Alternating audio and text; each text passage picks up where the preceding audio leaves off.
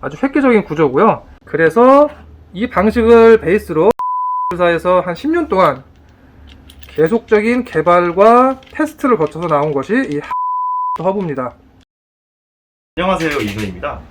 오늘은 자전거 휠의 중심축이자 자전거 구동에 있어서 빠져서는 안 될 이 중요한 허브.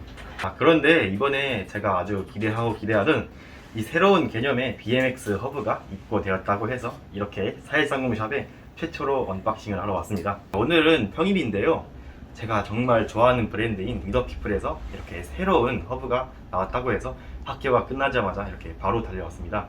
바로 이 허브에 카세트 허브와 프리코스터의 기능, 이 두 가지가 모두 들어있다고 합니다. 이 카세트 허브와 프리코스터 허브에 대하여 잘 모르시는 분들이 있을 수도 있으니 일단 먼저 간단하게 설명을 하고 넘어가도록 하겠습니다. 아마 이 영상을 시청하신 분들의 대부분의 라이더들은 이 카세트 허브를 사용하실 건데요,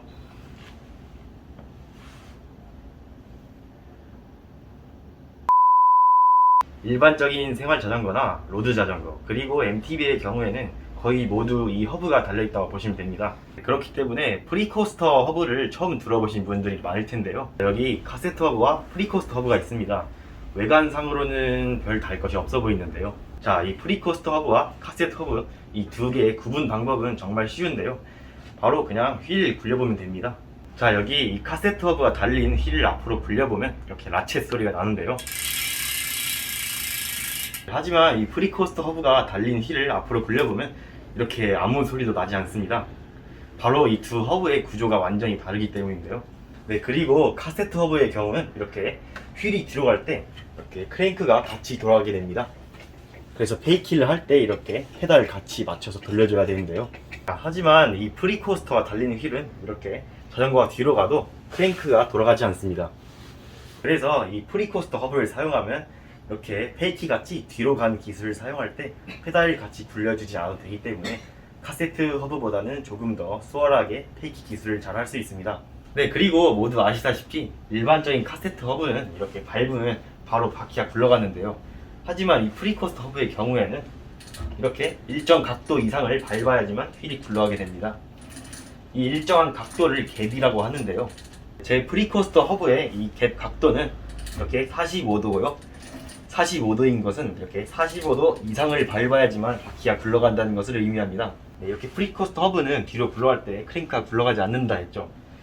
이렇게 뒤로 가다가 이렇게 자신의 갭 각도 이상을 밟게 되면 이렇게 페달이 따라 굴러가는데요, 네, 이 갭의 각도는 라이더들의 취향에 따라서 모두 다르기 때문에 자신에게 맞는 갭 각도를 잘 찾으시길 바랍니다.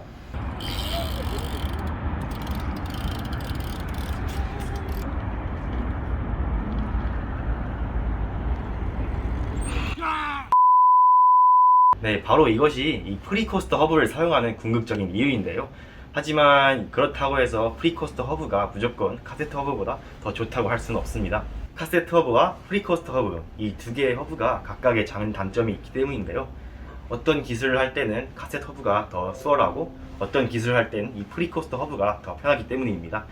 그렇기 때문에 자신에게 맞는 허브를 잘 사용하시기 바랍니다. 자, 자신에게 잘 맞는 허브를 선택하는 것에 대해서는 제가 또 나중에 다른 영상에서 설명을 따로 드리도록 하겠습니다. 이 허브는 위더피플사에서 나온 하이브리드라는 허브인데요, 이 허브 하나에 카세트 허브와 프리코스터 허브, 이 두 가지의 기능이 다 들어있기 때문에 저처럼 선택장애가 심하신 분들에게는 아주 제격일 것 같습니다. 네, 옛날에 저는 카세트 허브를 탈지 프리코스터 허브를 탈지 제대로 정하지 않아서 그래서 왔다 갔다 하면서 이 허브를 5번이나 바꿨던 적이 있는데요, 그때 이 허브가 있었다면 그렇게 왔다 갔다 하지 않았어도 될 텐데 조금 아쉬운 마음이 좀 드네요. 네, 그러면 이제 이 하이브리드 허브를 언박싱을 해보겠습니다. 네, 가장 기대되는 순간이네요.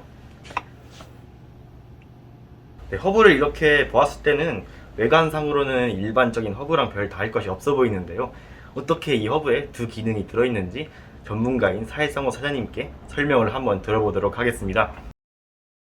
자, 이게 새로 출시된 위더피플사의 하이브리드 프리코스터 허브와 카세트 허브가 겸용으로 되는 새로운 허브입니다.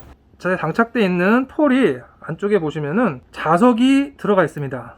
제가 보기엔 네오디움 자석을 드라이버 안쪽에다가 박아 놓은 것 같은데요, 이 자석의 힘으로 이 폴이 계속 밑에 방향으로 이렇게 내려가게 되는 거죠. 그래서 카세트로 변환할 때 가장 간단한 방법으로 변환을 할 수가 있습니다. 같이 포함되어 있는 카세트 4를 이 틈새에다 집어넣는 것만으로 카세트업으로 바로 변신이 가능하고요. 자, 카세트업으로 간단하게 변신이 됐습니다. 이 기본적인 상태에서 조립을 하게 되면은요, 요 안쪽에 있는 요 첫 번째 링이 이렇게 벌어지면서 폴을 위로 들어 올리게 되는 거죠. 그래서 프리코스터 역할을 충분히 해줍니다. 아주 잘 만들어진 프리코스터 허브입니다.